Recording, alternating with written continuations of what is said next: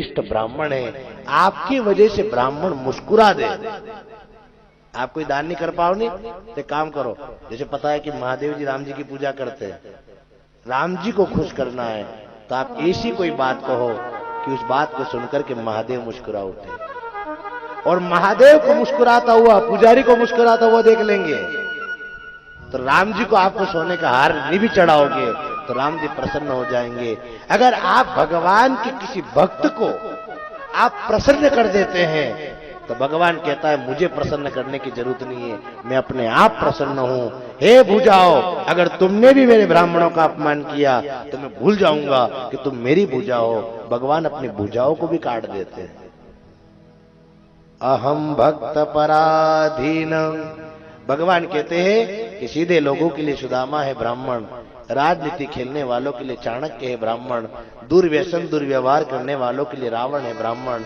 ब्राह्मण को तुच्छ कभी नहीं समझना चाहिए, तुच्छ समझने वालों के लिए परशुराम है ब्राह्मण। सज्जनों, आप यूं मत समझना कि पंडित जी ब्राह्मण है इसलिए खाली ब्राह्मण गाने गा रहे हैं, नहीं।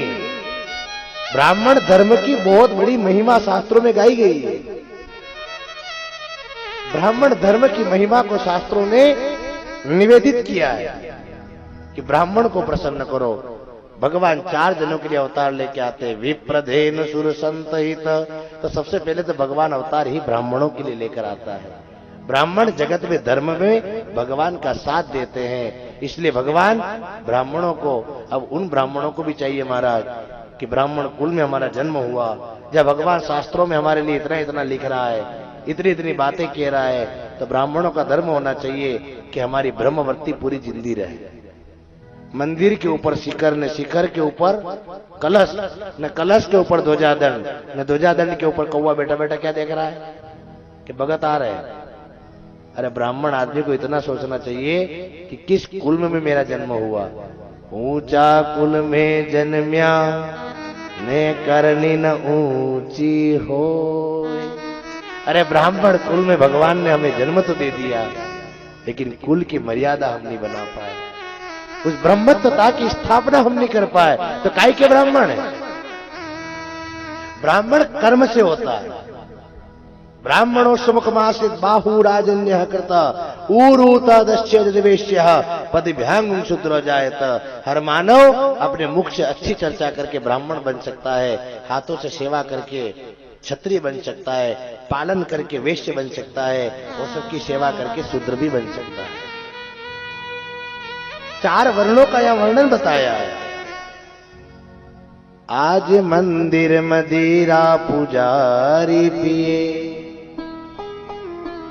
इसलिए बूझ गए आस्था के दिए। कैसी थी भावना बन गई वासना, आदमी भेष में जी रहे भेड़िए। आदमी भेष में, अरे कौन देख रहा है? बोले छुप के करे कुकर्म तू बने बहुत चालाक। ऊपर वाला हर जगह से तुझको रहा है ताक। अरे कौन क्या देख रहा है? वो गुफाओं के अंदर भी देख लेता है, जमीन के अंदर भी देख लेता है। तो घर के अंदर क्या हो रहा है, भीतर क्या हो रहा है, भीतर क्या चल रहा है, क्या उससे कभी कोई छुपा पाएगा?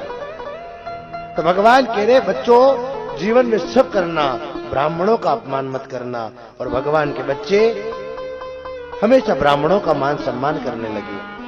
बलराम जी महाराज वृंदावन की यात्रा पर जाते हैं, पौंड्रक काशी नरेश का भगवान वध करते हैं, नकली भगवान बन गए थे। थोड़ा सा ज्ञान आ गया, हम भी भगवान हो जाएंगे, तो भगवान वास्तविक चेहरा संसार के सामने लाने का काम करता है। रेवत द्विविद ये दोनों त्रेता के अंदर राम जी के साथ युद्ध लड़े थे रावण की तरफ से। रेवत द्विविद दोनों राम जी के दूत थे और ये रावण की सेना से युद्ध लड़ते थे। लेकिन आज जब बुजुर्ग बंदर बन के बैठे थे, बलराम वृंदावन के अंदर उधम मचा रहे थे, तो इन दोनों का वध बलराम जी महाराज ने किया है। दुर्योधन की पुत्री सांब, लक्ष्मणा का विवाह सांब के साथ होता है। भगवान के जो बेटे सांब, भगवान बलराम जी कहते दुर्योधन अपनी बेटी का विवाह कृष्ण के बेटे सांब के साथ होगा। दुर्योधन ने मना कर दिया, मैं इस चोर को अपनी बेटी कभी नहीं दूंगा, मैं इस चोर को अपनी छोरी कैसे दूं। तो बलराम जी महाराज को क्रोध आया, हल लिया और हल से हस्तिनापुर के अंदर हल गाड़ा और जैसे ही खींचा पूरा हस्तिनापुर उखड़ करके बस पलट नहीं वाला था।